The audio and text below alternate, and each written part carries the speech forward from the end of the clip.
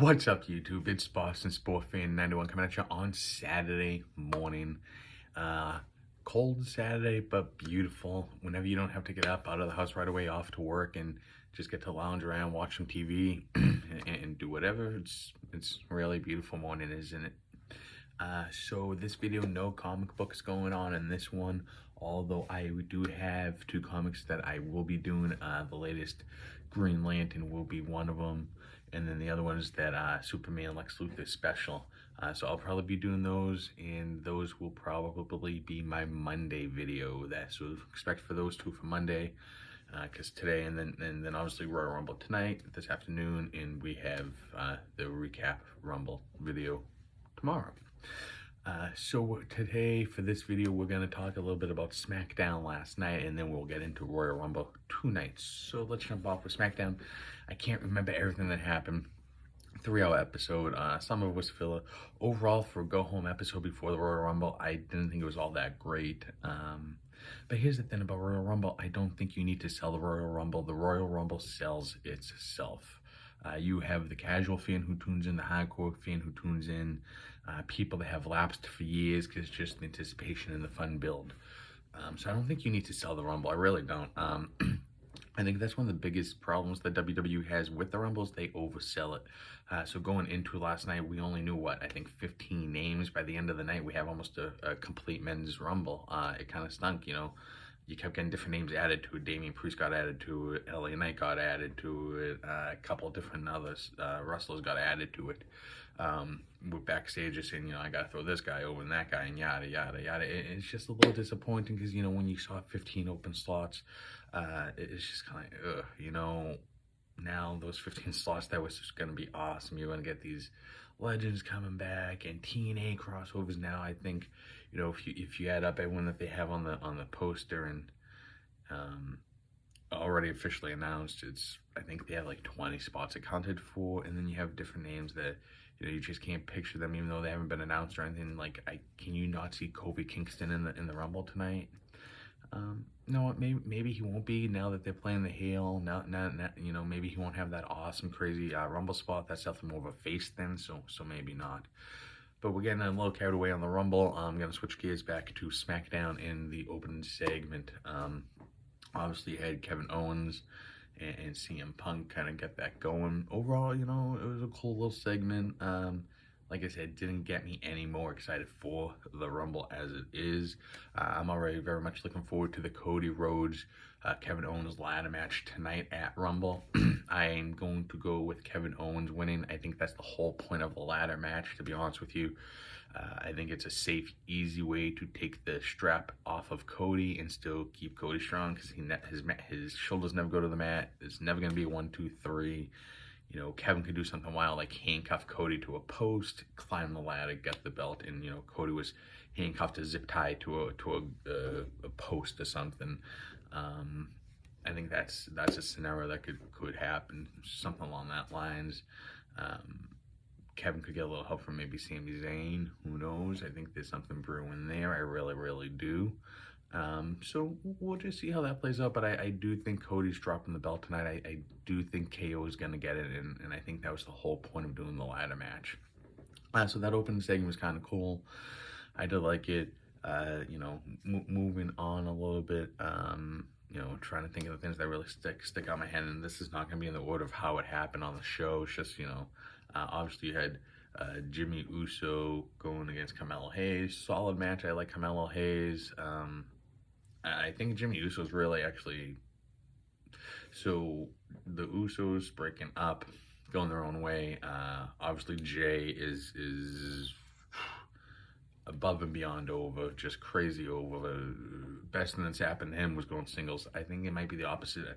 Like, last night, Jimmy just doesn't look natural being a singles competitor. I don't know, I just find his actions and antics very strange and odd and just doesn't click. I don't really care for him as a singles competitor. So, I did like the ending to it. I liked how he kind of got one up on Carmelo, and I think Carmelo's gonna be a star one day, and I think you're gonna see him in that Intercontinental United States Championship mid card picture, rather on the quick side, and I think they got even a future world champ. I'm not saying soon. He's got to get some WWE years underneath him, especially on the main roster, before we get there, but dude's talented, and been a fan of him even before Carmelo Hayes was Carmelo Hayes. So seen him perform before, so great talent, and looking forward to see what goes on there. Speaking of great talents, we got a quick R-Truth, another name that you would think he's going to be in the Rumble, right? R-Truth, is only about 30 seconds, but everything he does is just absolute perfect gold. The GOAT. I love R-Truth. And speaking of R-Truth, last night, 8-man tag, Triple H and a part of DIY. Obviously, I kid. And Johnny Gargano, Triple H, Johnny Gargano, had that 8 tag match last night. Not the best 8-man tag, but hey, it was fun seeing them. MCMG going in there, pretty deadly, and overall just a good match. Start to finish, and again, for tonight's match, you have DIY defending against Motor City Machine Guns.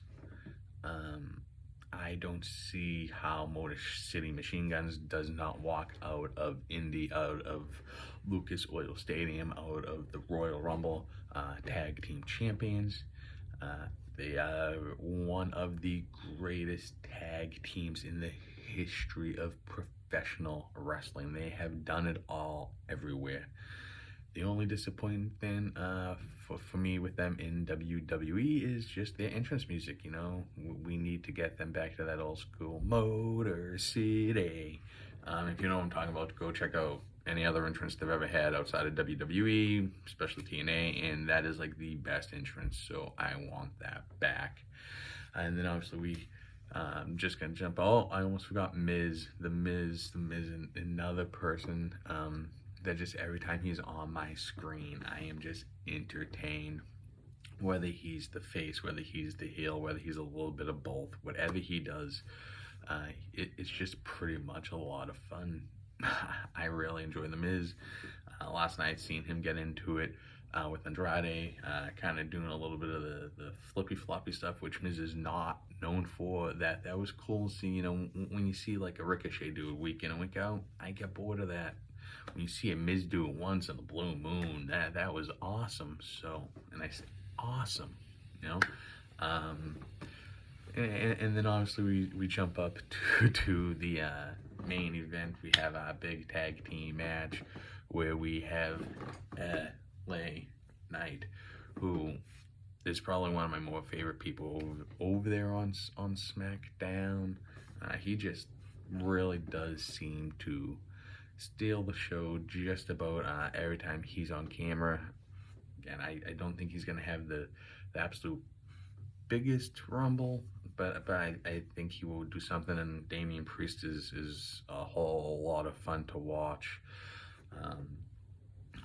Judgment Day, I'm glad he's kind of separated from them, sent over to SmackDown, and I think he's going to be able to do his thing there by himself, and that'll be awesome. On the other side of things, Bloodline 2.0, whatever we want to call him right now, Tama Tonga, I've met him when he was in Ring of Honor in New Japan. Very nice dude, one of my favorites, so fun to cheer for him. You knew he was taking the fall last night, kind of right away, and then Jacob Fatu, former leader of Contra, if you watched MLW, which was great when he was there. The only thing was rough and I saw people online loving the promo from him, but the promo kind of lost me, but whatever, didn't hit for me last night, but watching him hit those moonsaults, man, that is something, the athleticism there.